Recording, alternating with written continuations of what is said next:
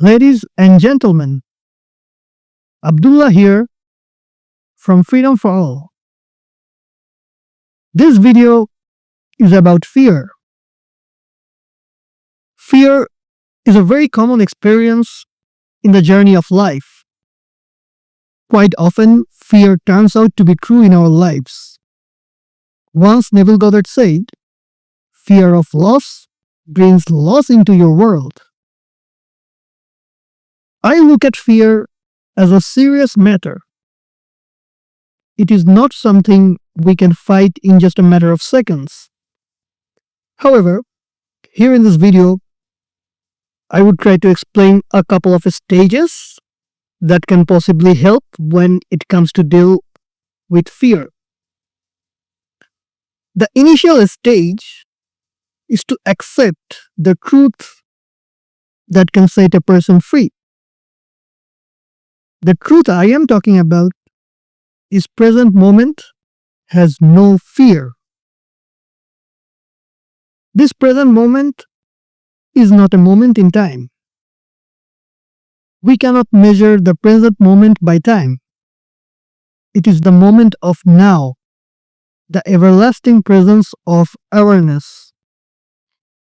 When Rumi said, "If you dwell on past or future, you will miss the moment," he basically talked about missing the present moment.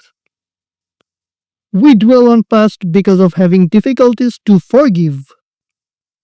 We so much dwell on future because of fear or doubt. But this future is just a concept built in our human mind.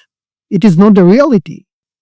Now, the present moment is the only reality, and it has no fear. Once we intend to embody the truth that present moment has no fear, we are into the second stage. On this stage, we come up with a realization that if there is no future, there is no fear. It really is true that there is no future. Somehow, we in our mind have built concepts like tomorrow is more important than today, or future has more importance than present.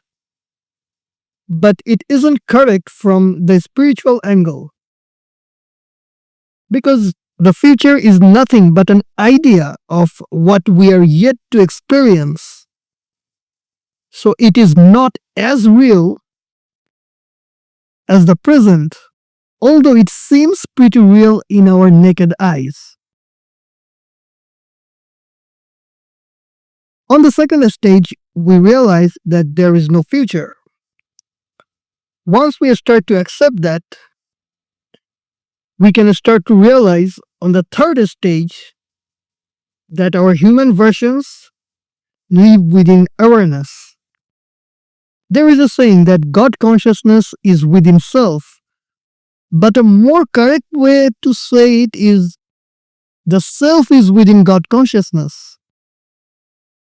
So on this stage, we tend to assume consciousness to be more real than our lower concepts of self.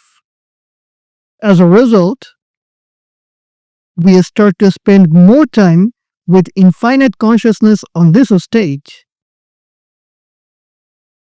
The final stage to discover fear is the self-acceptance. On this stage, we happily accept that we already are where we are supposed to be. We, in the earlier stages, learned that present moment has no fear, there is no future, and we live within awareness, which is more real than the human concepts. So on this stage, we accept that our human selves are where we are exactly supposed to be. All these stages are not steps to deal with fear.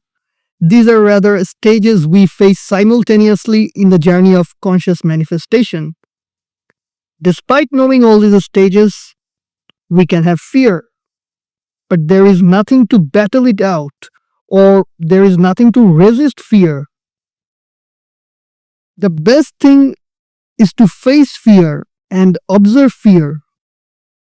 Once it is felt that the fear is released, we should view the world from the angle of awareness.